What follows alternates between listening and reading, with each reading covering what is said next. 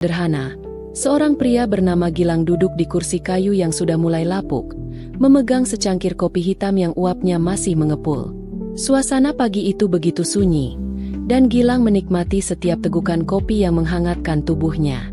Tatapannya terpaku pada rumah di seberang jalan. Rumah itu milik Reno, tetangganya yang tinggal bersama istrinya, Mira. Tapi perhatian Gilang bukan tertuju pada rumah tersebut. Matanya justru terpaku pada sosok perempuan yang berdiri di balik jendela kaca, menyibak tirai tipis dengan lembut. Mira, istri Reno, adalah wanita yang entah mengapa selalu berhasil mencuri perhatian Gilang. Wajahnya anggun, rambut panjang yang biasa ia gulung dengan sederhana, dan sorot matanya yang tampak damai membuat Gilang sulit berpaling. Namun, bukan hanya kecantikannya yang membuat Gilang terpesona. Ada sesuatu yang lebih dalam, aura misterius dalam setiap tatapan Mira, yang membuat jantung Gilang berdetak lebih cepat. Hujan mulai mereda, tapi udara pagi masih menusuk dingin. Embun yang menempel di dedaunan menambah kesejukan suasana. Tiba-tiba, suara pintu pagar rumah Reno terdengar berderit. Gilang spontan menoleh. Mira melangkah keluar rumah, mengenakan daster tipis bermotif bunga. Langkahnya yang ringan seolah menambah ketenangan pagi itu. "Mira," bisik Gilang dalam hati. Wanita itu menoleh ke arahnya dan tersenyum tipis. "Oh, Gilang, menikmati pagi, ya?" Sapanya dengan suara lembut, seolah mereka sudah lama saling mengenal. Gilang membalas dengan senyum kecil, berusaha menyembunyikan kegugupannya.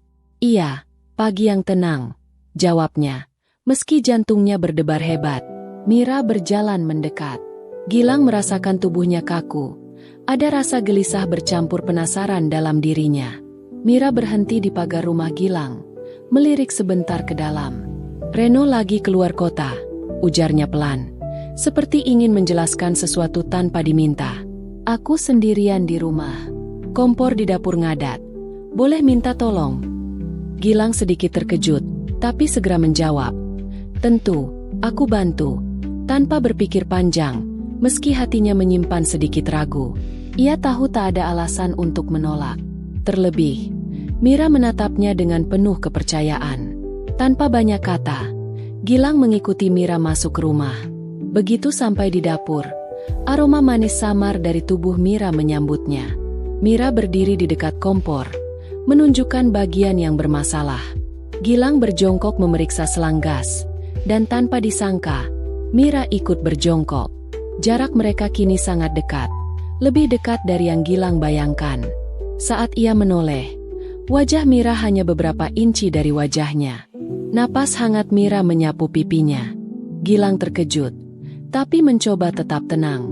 "Kamu baik-baik saja?" tanya Gilang, mencoba mencairkan suasana. Mira tersenyum kecil, tapi matanya seolah mengungkapkan lebih banyak dari kata-katanya. "Aku baik-baik saja, Gilang," jawabnya lembut. Gilang kembali mencoba fokus pada kompor, tapi kehadiran Mira terlalu nyata untuk diabaikan. Setiap detik yang berlalu terasa semakin menegangkan. Saat ia menoleh lagi, mata Mira menatap dalam, menyimpan sesuatu yang belum terucapkan. Mira kembali tersenyum. Kali ini, senyumnya terasa berbeda, lebih misterius. "Gilang, kamu sering sendirian di rumah?" tanyanya dengan suara lembut yang mengandung makna. Pertanyaan itu membuat Gilang diam sejenak. Ia tak tahu harus menjawab apa. "Kadang, iya," jawabnya pelan, berusaha menyembunyikan kegelisahan. Mira mengangguk pelan. "Aku juga sering sendirian. Reno sering pergi." Gilang merasakan ada sesuatu yang mengganjal dalam kata-kata Mira. Ada kerinduan yang tersembunyi di balik kalimat sederhana itu, dan ia bisa merasakannya dengan sangat jelas. "Kamu gak pernah merasa kesepian?" tanya Mira pelan, dengan tatapan mata yang dalam, menembus ke hati Gilang. Ia terdiam, dadanya berdebar makin kencang. Banyak hal yang ingin ia ungkapkan, tapi seperti ada tembok yang menahannya. Bukan hanya soal benar atau salah, ini soal perasaan yang tak mampu dijelaskan dengan kata. Suasana dapur semakin sunyi dan sesak. Gilang berusaha kembali fokus pada kompor di hadapannya, memeriksa bagian yang rusak dengan cermat. Namun pikirannya terus melayang ke Mira, yang berdiri begitu dekat di sisinya. Setiap detik yang lewat membuatnya makin tegang. Aroma tubuh Mira yang manis, kehangatan yang terpancar darinya, semuanya membuat Gilang merasa berdiri di tepi jurang, antara keinginan untuk menjauh dan dorongan kuat untuk mendekat. "Ada yang salah?" bisik Mira dengan suara lembut. Gilang terdiam sejenak, mencoba mengendalikan pikirannya yang kacau. "Enggak, ini cuma agak macet," jawabnya. Tangannya tetap bergerak di sekitar kompor, meskipun pikirannya sepenuhnya tertuju pada Mira. Mira tersenyum tipis. Tapi senyum itu berbeda. Ada makna tersembunyi di dalamnya. Tatapan mata mereka bertemu dan seolah waktu berhenti. Gilang merasa terjebak dalam kedalaman mata Mira, seperti terseret ke dalam perasaan yang tak bisa ia lawan. Lalu, suara ketukan pintu memecah keheningan. Tubuh Gilang menegang. Mira yang awalnya tampak tenang, kini terlihat sedikit cemas. "Itu Reno?" tanya Gilang, meskipun jawabannya sudah ia tahu. Mira mengangguk pelan. Ekspresinya berubah. "Iya, dia baru pulang," ucapnya pelan, hampir seperti menahan napas. Sebelum Gilang sempat berkata apa-apa, Mira sudah melangkah cepat keluar dapur menuju ruang tamu. Gilang masih berdiri di dapur. Hatinya berdetak kencang tak karuan. Rasanya seperti ia berada di antara dua dunia. Satu yang penuh godaan dan kedekatan, dan satu lagi realitas yang tak bisa ia hindari. Ia menarik napas panjang, mencoba menenangkan diri. Tapi bayangan Mira yang tadi begitu dekat masih membayang dalam pikirannya. Ia tahu, ada sesuatu yang belum selesai. Sesuatu yang belum terucap, tapi terasa sangat nyata. Langkah kaki Reno terdengar semakin dekat. Gilang menyadari bahwa ia tak bisa terus bersembunyi. Ia berdiri dan menatap ke arah jendela sebentar, menarik napas dalam-dalam. Beberapa detik kemudian, pintu dapur terbuka. Reno masuk dengan senyum lebar di wajahnya. "Gilang, sudah lama nggak ngobrol bareng, ya?" sapa Reno dengan ramah. Gilang membalas dengan senyum yang dipaksakan, berusaha tampak tenang. "Iya, Reno, kerjaan lagi padat," ujarnya, meskipun pikirannya masih berantakan. Reno menepuk bahunya. "Ayo gabung sama Mira di ruang tamu. Kita nonton bola bareng." Gilang mengangguk, berusaha menyembunyikan rasa canggung yang menggelayut. Ia mengikuti Reno ke ruang tamu, tempat Mira sudah duduk di sofa, menyandarkan tubuhnya dengan santai. Mira menatap Gilang dan tersenyum tipis. Tapi kali ini, senyum itu berbeda. Seperti ada sesuatu yang ingin ia katakan, tapi tertahan di ujung bibir. Gilang duduk di sebelah Reno, tapi pandangannya sesekali mencuri-curi melihat Mira. Di balik senyumnya yang lembut, ia merasakan ketegangan yang tak terlihat. Meski Reno duduk di antara mereka, ruang tamu itu terasa makin sempit.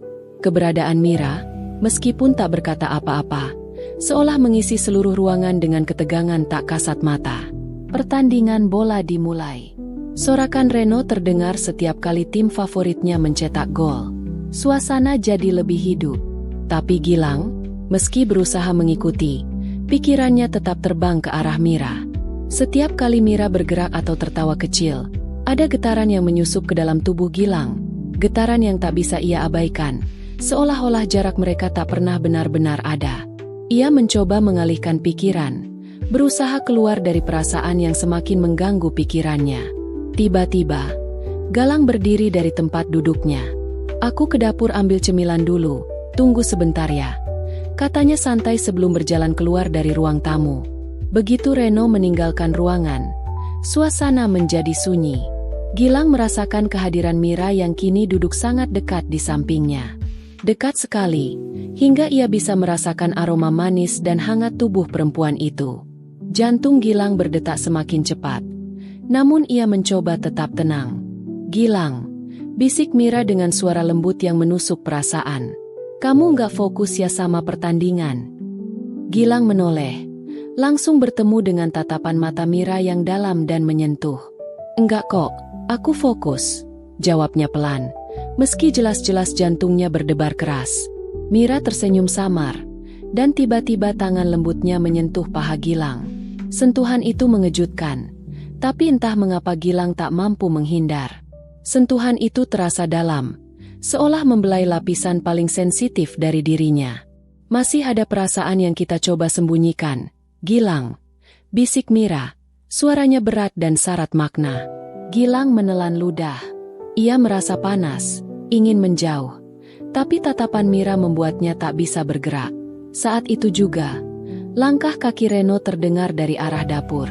Mira buru-buru menarik kembali tangannya, lalu duduk dengan tenang seolah tak terjadi apapun. Gilang menarik napas panjang, berusaha menenangkan dirinya. Reno masuk lagi ke ruang tamu sambil membawa semangkuk keripik.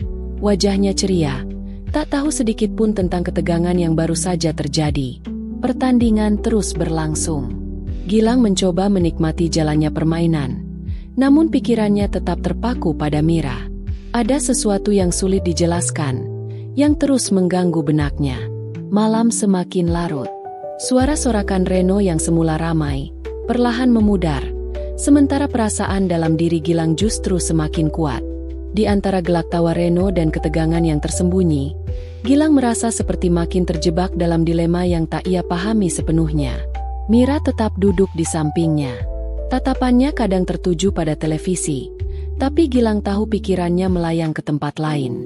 Gerakan kecil tangan Mira kadang terasa seperti sinyal, seperti isyarat yang hanya dimengerti oleh Gilang. Jam dinding menunjukkan pukul 2.30 dini hari. Reno akhirnya bangkit dan menguap lebar. Gilang, nginep aja ya di sini. Mira, jaga Gilang baik-baik, ucapnya sebelum berjalan ke kamar tidur dengan santai. Gilang tersenyum kaku, meski hatinya berkecamuk hebat. Begitu Reno masuk kamar dan menutup pintu, ruangan terasa lebih sunyi dari sebelumnya. Mira bangkit dari sofa dan berjalan pelan ke arah jendela. Gilang hanya bisa menatap punggungnya dengan kebingungan yang tak ia sembunyikan. Aku ingin bicara, Gilang, ucap Mira tiba-tiba. Suaranya terdengar tenang namun penuh ketegasan. Ia membalikkan tubuhnya, menatap Gilang dengan sorot mata yang dalam dan menyimpan banyak arti. Apa maksudmu, Mira? Tanya Gilang. Suaranya sedikit parau, mencerminkan kegelisahan yang mulai membuncah. Mira menarik napas panjang, lalu melangkah mendekat. Kini, hanya beberapa langkah yang memisahkan mereka. Kita nggak bisa terus seperti ini, Gilang. Aku nggak tahu sampai kapan aku bisa menahan semua ini, bisiknya lirih, tapi penuh emosi yang selama ini tertahan. Gilang merasa jantungnya semakin tak karuan. Ia ingin melangkah mundur, menjauh dari situasi yang rumit ini, tapi seolah ada sesuatu yang menahannya. Ada daya tarik yang tak bisa ia tolak, seakan dirinya sudah terikat terlalu dalam. Mira adalah istri dari sahabatnya sendiri, dan itu seharusnya cukup untuk menjauhkan Gilang dari perasaan yang tak seharusnya tumbuh. Namun kini telah berkembang terlalu jauh. Namun kenyataannya justru berlawanan. Apa maksudmu, Mira? Kamu tahu kita nggak bisa terus seperti ini, ujar Gilang dengan suara mulai gelisah. Semua yang ada di pikirannya terasa membingungkan. Mira tak menjawab dengan kata-kata, melainkan melangkah lebih dekat. Tanpa peringatan, tangannya diletakkan di dada Gilang. Ia bisa merasakan detak jantungnya berdetak sangat kencang. Gilang terkejut, tapi tidak menarik diri. Matanya terkunci pada tatapan Mira yang penuh dengan hasrat dan kerinduan. Aku merasa sangat tertarik denganmu, Gilang. Aku tahu ini salah, tapi aku tak bisa menahan perasaanku lagi, bisik Mira dengan suara yang semakin lembut di dekat telinga Gilang. Gilang terdiam. Jantungnya berdegup makin kencang. Kata-kata itu seperti petir yang menghantam kesadarannya. Dia tahu apa yang sedang terjadi, tapi tak bisa menghindar. Hatinya dan pikirannya berperang hebat. Gilang mulai ingin bicara, tapi kata-kata tersangkut di tenggorokannya. Dia bingung harus berkata apa. Perasaan yang sudah lama disimpannya kini meledak. Ia merasakan betapa dekat dan nyata kehadiran Mira. Aku nggak bisa menahannya lagi, Gilang. Aku ingin ini terjadi, ujar Mira tegas. Dalam sekejap, ia menarik wajah Gilang ke arahnya dan bibirnya Gilang kini melekat di bibir Mira. Gilang terkejut, namun kejadian itu tak bisa ia hindari. Perasaan yang lama terpendam kini meledak begitu saja.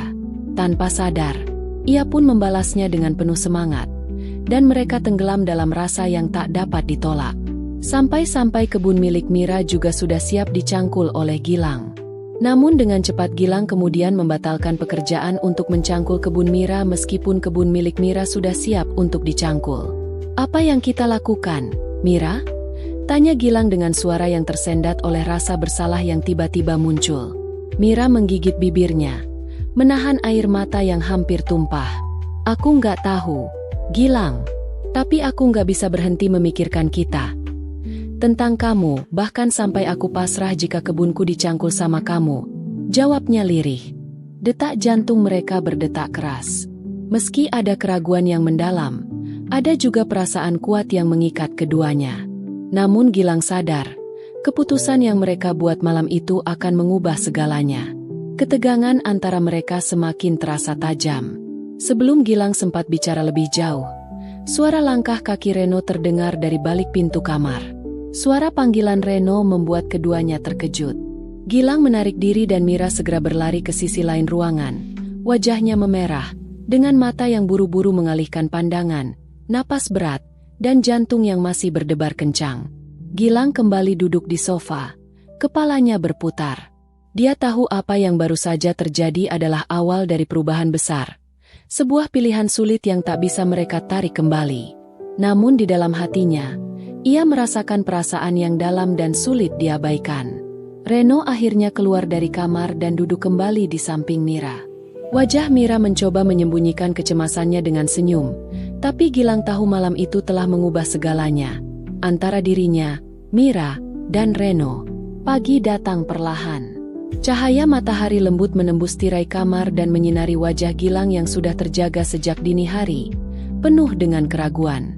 Ia duduk di tepi tempat tidur, memandang pemandangan luar jendela yang terlihat biasa, tapi baginya terasa seperti dunia yang berbeda. Segala yang terjadi semalam berputar di kepalanya terutama saat hampir terjadi pekerjaan mencangkul kebun Mira yang begitu indah serta perasaan yang begitu kuat sekaligus berbahaya. "Aku masih punya waktu, Gilang," bisiknya pada diri sendiri, berusaha menenangkan hatinya yang gelisah. Namun semakin ia mencoba menghindar, semakin jelas bahwa keputusan itu sudah diambil. Hidup mereka, entah bagaimana, telah berjalan di jalan yang berbeda. Tidak ada jalan kembali, tidak ada kata mundur. Telinganya menangkap suara langkah kaki di luar kamar. Pintu terbuka perlahan. Reno masuk dengan secangkir kopi di tangan. Wajahnya terlihat segar meski masih menunjukkan tanda-tanda kelelahan, mungkin baru bangun. Namun ada sesuatu yang berbeda di tatapan Reno, sesuatu yang Gilang tak bisa identifikasi. Tatapan itu lebih tajam dan waspada. Pagi itu, Reno menyapa Gilang dengan senyum lebar yang tampak hangat, tapi Gilang langsung merasakan ada sesuatu yang tersembunyi di balik senyuman itu, sebuah ketegangan yang tak bisa disembunyikan. "Pagi, Gilang. Tidur nyenyak?" tanya Reno. Suaranya terdengar ringan dan biasa saja, tapi Gilang tahu ada makna yang lebih dalam di balik kata-katanya. Gilang hanya mengangguk pelan, tanpa berani menjawab lebih banyak. Ia merasa pikirannya masih bercabang dan penuh dengan kebingungan yang belum juga reda. Perasaan bersalah, ragu, dan takut bercampur jadi satu dalam dadanya. Ia ingin menghindari pembicaraan itu, tapi jelas hal itu tak mungkin lagi. Reno duduk di ujung tempat tidur, meletakkan cangkir kopi yang ia bawa di meja kecil dekat situ. Matanya menatap Gilang dengan penuh perhatian. "Bagaimana dengan Mira?" tanya Reno. Suaranya lembut tapi mengandung pertanyaan yang begitu berat. Gilang menatap balik, mencoba mencari jawaban yang tepat di dalam dirinya. Namun jujur saja, ia belum tahu apa yang harus dikatakan. Semua yang ada di pikirannya terasa kabur dan sulit dirumuskan dengan kata-kata. Ada sesuatu dalam dirinya yang memberontak, sesuatu yang ingin disembunyikan, tapi ia juga tahu kebenaran harus diungkap. Reno menarik napas panjang, tampak seperti mengumpulkan keberanian sebelum berkata, "Aku tahu, Gilang. Aku lihat semuanya tadi malam." Kalimat itu diucapkan dengan suara pelan, tapi langsung membuat tubuh Gilang terasa kaku dan jantungnya berdegup lebih kencang. "Apa maksudmu?" tanya Gilang. Suaranya sedikit bergetar, Meskipun ia berusaha tetap tenang dan mengontrol perasaannya. Reno tersenyum tipis. Tapi senyum itu penuh keputusasaan dan kesedihan. Aku tahu tentang kamu dan Mira. Aku lihat dari sikap kalian semalam. Aku tahu apa yang terjadi di antara kalian berdua. Mendengar itu, detak jantung Gilang makin tak beraturan. Ia ingin menyangkal, tapi ia tahu semua itu benar. Reno, aku nggak tahu harus bagaimana. Semua ini terjadi begitu cepat dan rasanya sangat rumit. Katanya dengan suara penuh ketidakpastian. Reno mengangkat tangan, memberi isyarat agar Gilang tenang. Tenang saja, Gilang. Aku nggak marah. Aku cuma ingin kita jujur satu sama lain. Apapun yang terjadi, kita harus bisa berbicara secara terbuka dan jujur. Perkataan Reno itu terasa seperti beban yang mulai terangkat dari dada Gilang. Untuk pertama kalinya sejak malam yang penuh ketegangan itu, ia merasa ada sedikit lega. Namun rasa takut tetap menghantui pikirannya. Aku takut. Reno, aku takut ini akan menghancurkan semuanya. Ucap Gilang dengan suara yang hampir berbisik. Reno menatapnya dengan penuh pengertian, seolah bisa merasakan kecemasan itu juga. Aku juga takut, Gilang. Tapi kita semua harus mengambil keputusan. Mira, dia bingung, dan aku juga tidak tahu harus bagaimana. Tapi kita tidak bisa terus berpura-pura seperti tidak terjadi apa-apa. Setelah terdiam sejenak, Reno menambahkan dengan suara yang lebih pelan. Yang aku tahu, ini bukan cuma tentang kita berdua. Ini juga tentang Mira, tentang perasaan yang sudah lama terpendam di dalam hatinya. Dengar itu, dada Gilang terasa semakin sesak. Mira, yang selama ini mereka kenal sebagai istri Reno, juga terjebak dalam kebingungan dan perasaan yang sangat rumit. Fakta itu membuat segala sesuatunya jadi jauh lebih kompleks. Gilang menarik napas panjang dan bertanya dengan suara penuh keraguan. Jadi, apa yang harus kita lakukan sekarang? Reno menghela napas dalam-dalam, mencoba mengumpulkan kata-kata yang tepat. Kita harus bicara. Semua perasaan ini harus diungkapkan dan dibahas bersama. Tidak ada lagi yang bisa kita sembunyikan. Kita harus jujur, bukan hanya kepada satu sama lain, tapi juga kepada Mira, dan yang terpenting, kepada diri kita sendiri. Gilang mengangguk pelan, menyadari bahwa percakapan ini akan menjadi titik balik yang sangat penting dalam hidup mereka. Tidak ada jalan lain selain menghadapi semuanya dengan kejujuran dan keberanian.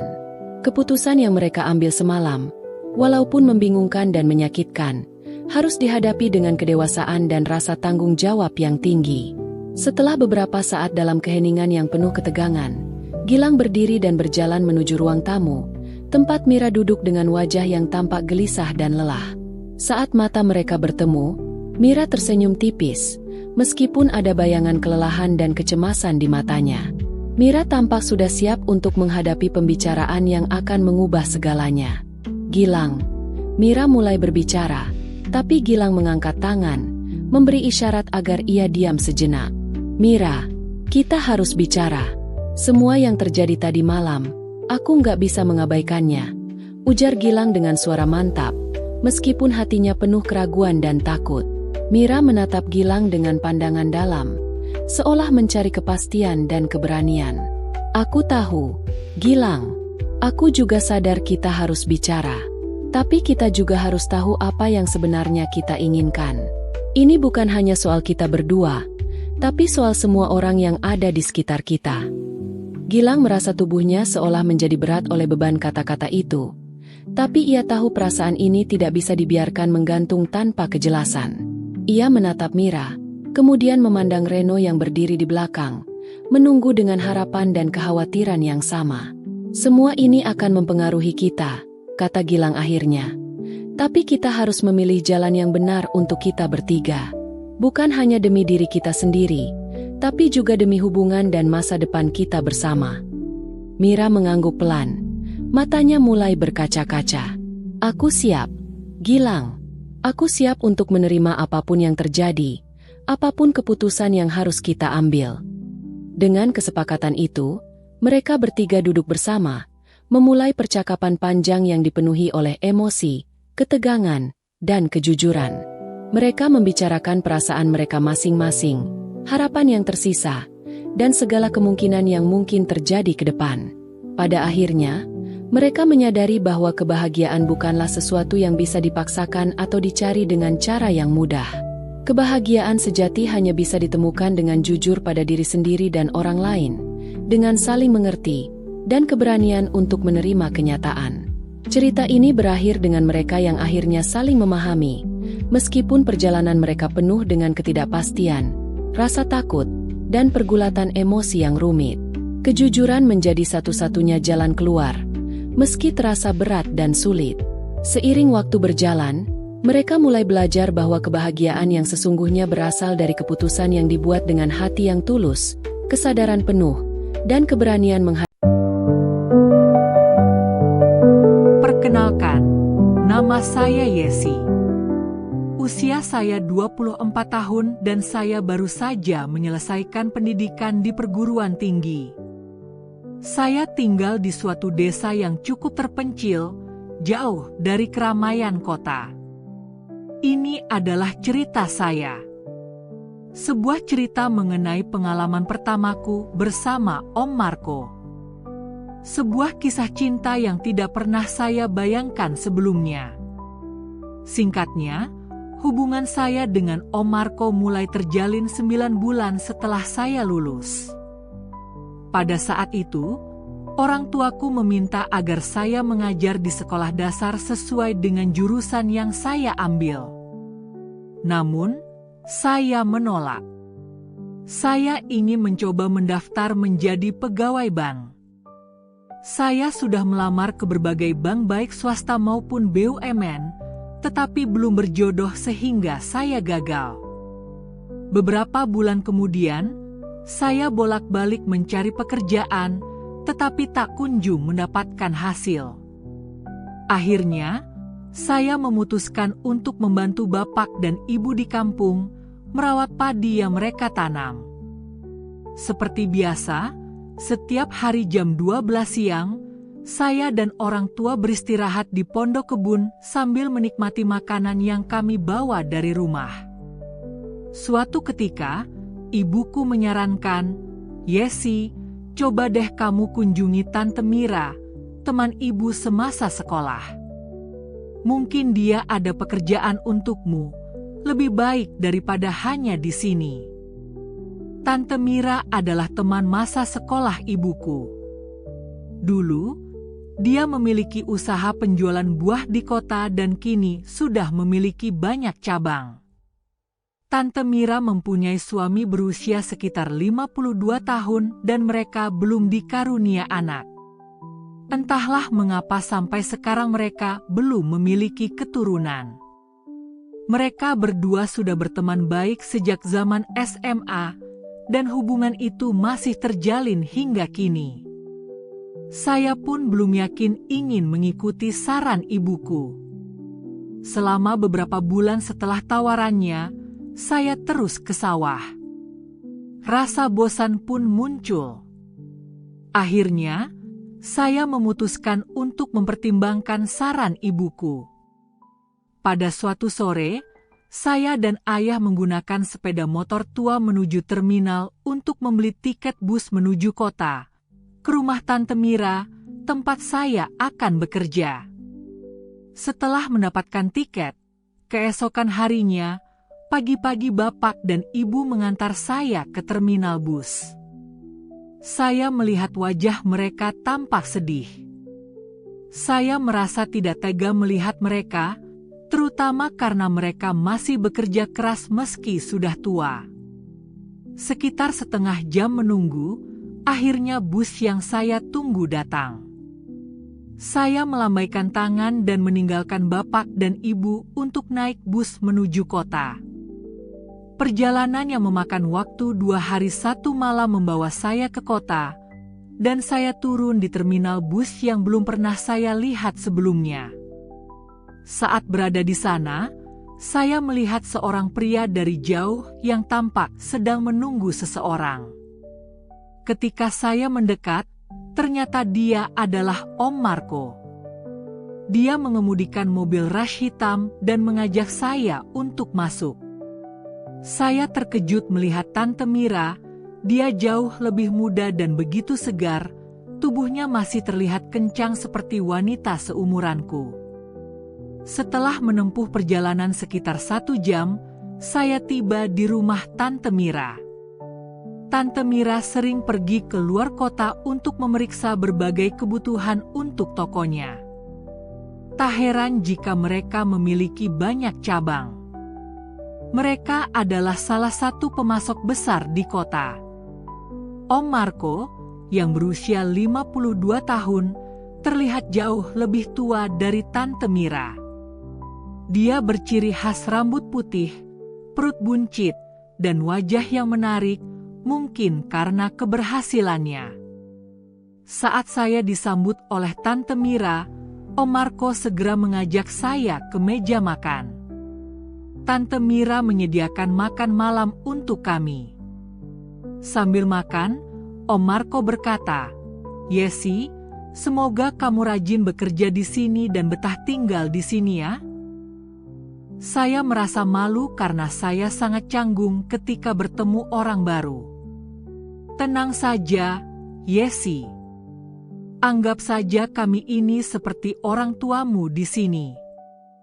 Kamu bisa menemani om kamu di rumah besar ini." Dia sering merasa kesepian saat tante pergi, ucap Tante Mira. "Iya, sambil belajar kamu bisa membantu om kamu," tambah Tante Mira. Saya merasa bingung dan tidak tahu harus berkata apa. Akhirnya saya hanya angguk sebagai tanda setuju. "Baiklah, om dan tante, terima kasih," jawabku. Setelah makan, Tante Mira mengajakku menuju kamar yang sudah ia siapkan untukku. Saya melihat sekeliling rumah Tante Mira yang terbilang cukup megah. Tanpa menunggu lama karena tubuh sudah lelah, saya mengikuti Tante Mira ke kamar. "Kamu akan tidur di sini, Yesi. Jika membutuhkan sesuatu, silakan ambil saja. Anggaplah ini rumahmu sendiri," ujar Tante Mira. Saya pun mandi dan berbaring, membayangkan berbagai hal tentang Om Marco. Dalam benak saya terlintas, bagaimana mungkin Om Marco bisa bersama Tante Mira yang sudah berumur. Pagi harinya, saya bersiap-siap bekerja. Ketika tiba di meja sarapan, saya melihat Om Marco dan Tante Mira sudah duduk.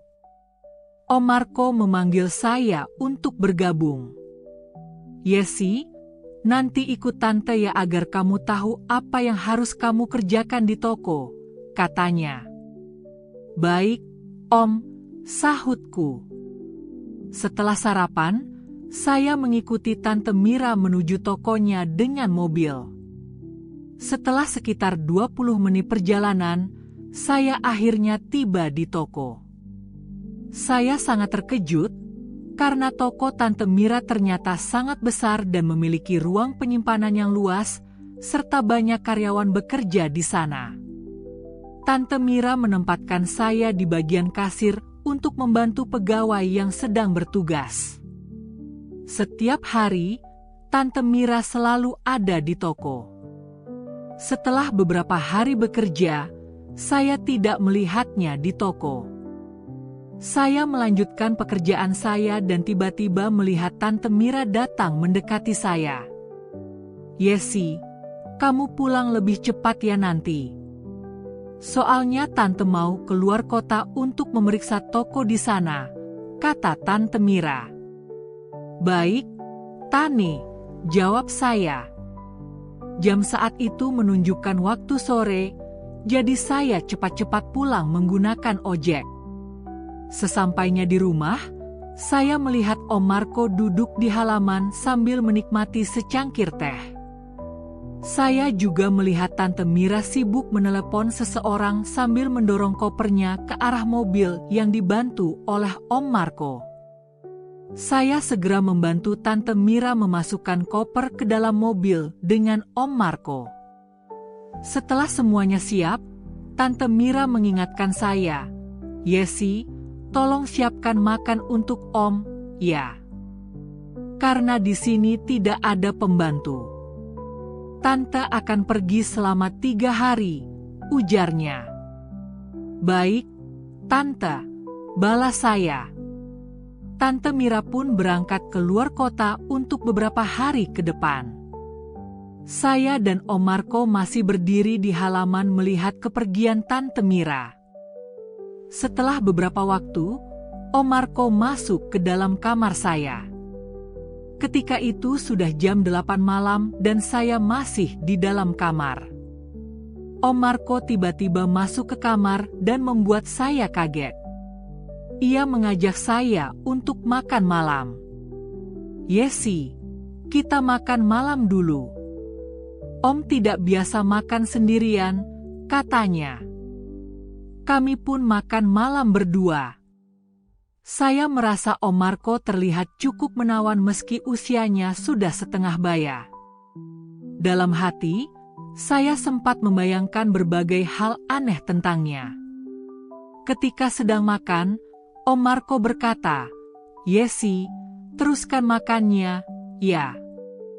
Om mau mandi dulu." "Oh, iya, Om. Silakan mandi, saya akan menyelesaikan makan ini," jawab saya. Saya melanjutkan makan malam hingga Om Marco memanggil saya. "Yesi, Yesi, sini Yesi. Bantuin Om." Suara Om Marco terdengar dari dalam kamarnya. "Ada apa, Om?" tanya saya. "Tolong perbaiki keran di kamar mandi, ya, mati," ujarnya. Saya pun pergi ke kamar Om Marco dan melihat dia masih mengenakan handuk. Perlahan, saya memperhatikan Om Marco dari cermin kamar mandi. Mengingat usianya, Om Marco tidak bisa melakukan banyak hal sendiri, sehingga Tante Mira yang bekerja. Semua kebutuhannya harus dibantu orang lain. Tiba-tiba, saya terpandang ke arah Om Marco dan dia tersenyum tipis kepada saya. Saya merasa malu dan segera melanjutkan memperbaiki keran yang rusak. Tak lama, pekerjaan saya pun selesai. "Om, sudah selesai. Saya keluar ya," ucap saya. "Terima kasih, ya Yesi," balasnya dengan senyuman. Saya berjalan menuju pintu dan kembali ke meja makan. Namun, 15 menit setelah keluar dari kamar Om Marco, saya mendengar teriakan dari dalamnya. Saya segera terkejut dan berlari menuju suara tersebut. "Om, ada apa lagi?" tanya saya saat masuk ke dalam kamar. "Yesi, tolongin Om. Om terjatuh di kamar mandi," katanya. Saya langsung membantu Om Marco yang terjatuh dan membawanya ke kasur. Setelah membantu Om Marco, tidak ada orang lain di kamarnya. "Sudah, Om. Om bisa istirahat sekarang," ujarku. Tiba-tiba, Om Marco memeluk saya dan berkata, "Yesi, tinggal di sini saja temani Om." "Maaf, Om. Saya takut nanti Tante Mira tahu kalau saya tidur di sini," ucap saya. "Tidak apa-apa, Yesi. Om tidak akan bilang siapa-siapa kalau kamu menemani Om malam ini," bujuk Om Marco. Saya akhirnya duduk di sampingnya. Rasa takut menghampiri saya, khawatir jika terjadi sesuatu saat kami berduaan. Namun, melihat kondisi Om Marco yang lemah setelah terjatuh, saya pun menurut. Saya tidur di sofa di kamar Om Marco, sementara dia tidur di kasur. Jam menunjukkan jam 1 malam. Saat itu, saya berpura-pura tidur walaupun setengah sadar. Tiba-tiba, Saya merasakan ada yang bergerak di kaki saya. Saya tidak tahu harus berbuat apa, dan berpikir itu mungkin Om Marco. Semakin lama, sentuhannya semakin tidak wajar. Saya membuka mata dan mendapati itu benar-benar Om Marco. "Om, kenapa?" tanya saya sedikit ketakutan. "Yesi, selama ini Om tidak mendapatkan perhatian dari Tante Mira. Apa kamu mau membantu Om untuk sekali ini saja?" tanya Om Marco. "Tapi, Om," saya menjawab. Akhirnya, tanpa banyak bicara, kami berdua melakukan sesuatu yang tidak pantas. Selama 15 menit, saya terlibat di dalamnya. Saya merasa sangat ingin merasakan lebih banyak, karena itu adalah pengalaman pertama saya. Om Marco memiliki tubuh yang sangat menarik. Setelah semuanya selesai, saya kembali ke kamar. "Terima kasih, ya Yesi," ucap Om Marco sambil tersenyum. Saya tidak menjawabnya dan kembali ke kamar, masih terbayang akan apa yang baru saja terjadi. Beberapa bulan setelah kejadian itu, saya sering merasa takut jika Tante Mira mengetahui apa yang telah terjadi. Aku kembali menjalani rutinitas kerjaku seperti biasa. Namun, dalam beberapa bulan terakhir, aku merasakan sesuatu yang aneh dalam diriku. Ada rasa mual dan ketidaknyamanan di perutku. Aku mencoba pergi ke toilet yang ada di toko. Betapa terkejutnya aku ketika menyadari bahwa ini pasti berkaitan dengan apa yang terjadi malam itu bersama Om Marco. Saat berada di rumah, aku mencoba berbicara dengan Om Marco untuk meminta tanggung jawabnya. Om Marco sedang duduk santai di halaman rumahnya ketika aku datang. "Om, aku perlu bicara," kataku. "Ada apa, Yesi?" tanya Om Rudi. "Om, apa yang kita lakukan malam itu? Sekarang ada efeknya. Apa yang akan terjadi padaku, Om?" tanyaku. "Apa maksudmu, Yesi?" "Kamu hem?" tanyanya dengan rasa ingin tahunya. "Iya, Om," jawabku. Akhirnya, Om Marco menyuruhku untuk kembali ke kampung halaman dan memberikan uang yang cukup banyak. Dia khawatir jika Tante Mira mengetahui semuanya. Om Marco juga bisa diusir dari rumahnya. Aku merasa bingung tentang cara menyampaikan semua ini kepada orang tuaku. Namun, semuanya sudah terjadi. Hanya ada penyesalan yang tersisa. Aku memutuskan untuk kembali ke kampungku. Setibanya di sana, aku bingung harus berbuat apa. Tak lama kemudian, aku bertemu dengan Andi, mantan pacarku. Dia ingin menikah denganku, tetapi aku merasa terjebak. Akhirnya, aku menerima tawarannya dan kami menikah. Andi tidak tahu apa yang sebenarnya terjadi. Dia tidak menyadari bahwa apa yang ada sekarang bukanlah hasil darinya, tetapi dari hubungan dengan Om Marco. Di hari pernikahanku, Om Marco dan Tante Mira hadir. Om Marco tampak tidak merasa bersalah. Aku benar-benar menyesal atas tindakan yang kuambil dengan Om Marco. Sekarang, setelah hasil dari hubunganku dengan Om Marco lahir, hanya ada penyesalan yang tersisa. Aku juga tidak pernah menceritakan semua ini kepada suamiku, Andi. Kuanggap semua ini sebagai pelajaran berharga dalam hidupku.